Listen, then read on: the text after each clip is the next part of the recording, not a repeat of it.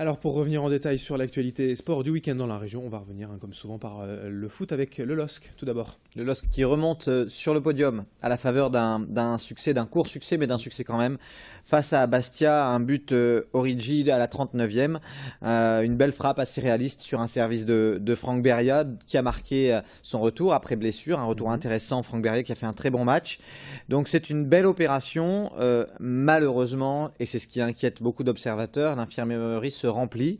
Il y avait déjà, on le sait, Martin, il y avait Roux, il y avait Mavouba, et puis maintenant il y a Lopez, une déchirure à la cuisse, on ne sait pas pour combien de temps, quelle va être la durée de son indisponibilité, et puis de la place qui a été exceptionnelle samedi soir, qui a été aussi touchée au niveau des ischio-jambiers, une petite élongation, là aussi on ne sait pas quelle est l'ampleur de cette élongation.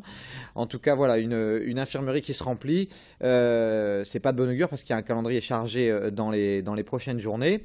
Ce qui m'a impressionné moi sur le match de samedi soir, c'est le milieu de terrain lillois. On a beaucoup parlé de la défense, d'ailleurs Kiar a été plutôt bon samedi soir, mais c'est le milieu de terrain, Gay est de la place, presque 700. La preuve de ce milieu de terrain, c'est pratiquement 700 ballons joués contre seulement un peu plus de 450 pour les Corses. Vraiment, il y a vraiment un bon esprit et surtout des joueurs qui se trouvent bien au milieu de terrain lillois, c'est ce qui fait du bien et c'est ce qui permet parfois des ouvertures, dont Origi, le Belge, a su profiter ce week-end. Et malheureusement donc de la place qui sera absent, bon, on ne sait pas encore vraiment pour combien de temps, mais on suivra ça de près bien sûr. Autre match en Ligue 1, le RC Lens qui prend un petit point. Il prend un petit point à Caen, adversaire direct, on l'avait déjà dit. Lens aurait peut-être même pu s'en sortir un peu mieux, mais beaucoup de déchets dans la finition, notamment avec en pointe Tousgar et Chavaria, qui étaient clairement en dessous de leur niveau. Donc malgré tout, Gervais Martel, le président lensois, estimait que c'était un bon point, qui pourrait compter vers la fin de saison. Mais ça aurait été mieux de prendre les 3 points, parce que là, le calendrier du Racing Club de Lens, ça va vraiment pas être simple. Beaucoup de déplacements.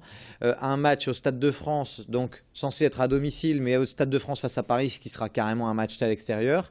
Et puis l'affluence lensoise qui peine aussi, le 12e homme lensois qui n'est pas forcément au rendez-vous. Alors c'est même mon petit carton rouge du week-end, parce que l'affluence sur ce match, c'était 8525 spectateurs.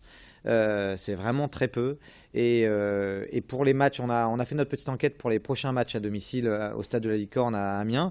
On se demande vraiment où est le public lensois, parce que Amiens, c'est à seulement 79 km de Lens par la nationale, c'est une bonne heure de route, 1h10, et on s'étonne un petit peu de ne pas voir davantage de supporters lensois faire le déplacement lors des journées. Voilà. On sait aussi certainement que les supporters lensois viennent d'ordinaire de Saint-Omer, de Calais, de Boulogne, et donc c'est peut-être là aussi où c'est plus compliqué, en tout cas pour les supporters lensois cette saison.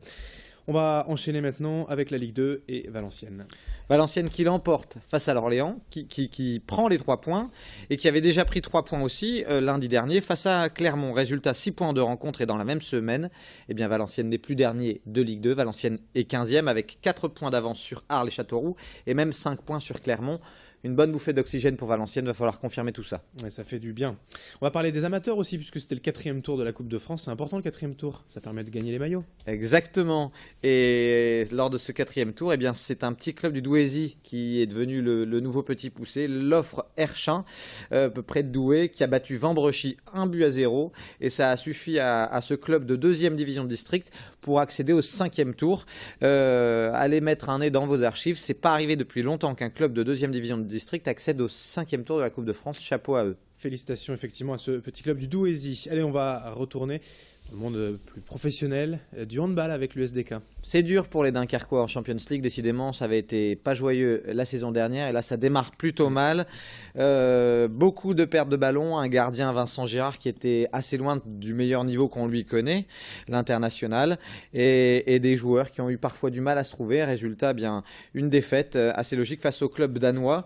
On peut espérer que ce sera un peu mieux en championnat lors de la prochaine journée. Alors on l'espère. Les courses hors stade et la course des Terry à Rennes ce week-end. Oui, et il y avait l'illustre champion, celui qu'on connaît notamment par ses 5 victoires sur le Trail-Côte d'Opale, Thierry Breuil, mais Thierry Breuil s'était pas mis sur la plus longue distance, il s'était mis sur le 25 km qu'on appelle la sauvage, il l'a emporté forcément, et ça a permis sur la distance reine, la plus longue distance, la Cafougnette de 57 km, ça a permis à un coureur de Bondu, Rémi Leurs, de s'imposer. Et puis on enchaîne directement avec les foulées Lambert-Sartoise. Retour aux sources pour les foulées Lambert-Sartoises, puisque on revient au parcours des origines de la course hors stade, avec un départ au stade Guillefort et une arrivée au stade Guillefort, et puis le parcours du semi qui passait par l'avenue de Dunkerque et qui revenait par l'avenue de l'Hippodrome.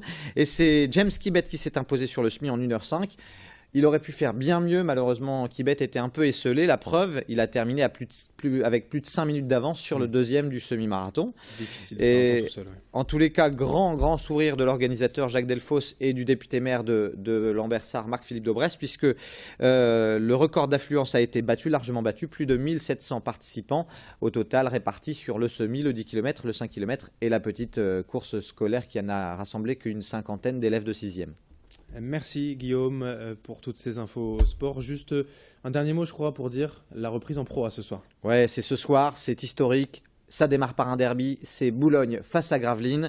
À noter juste que Boulogne s'est renforcé avec l'américain Anagoni, ancien pivot parisien au poste d'intérieur. Bien sûr, Gravelines est favori. Bien entendu, le match est à guichet fermé, mais ce sera un peu comme un match de Coupe de France. Boulogne pourra faire la grande surprise. En tout cas, ce sera un beau match ce soir.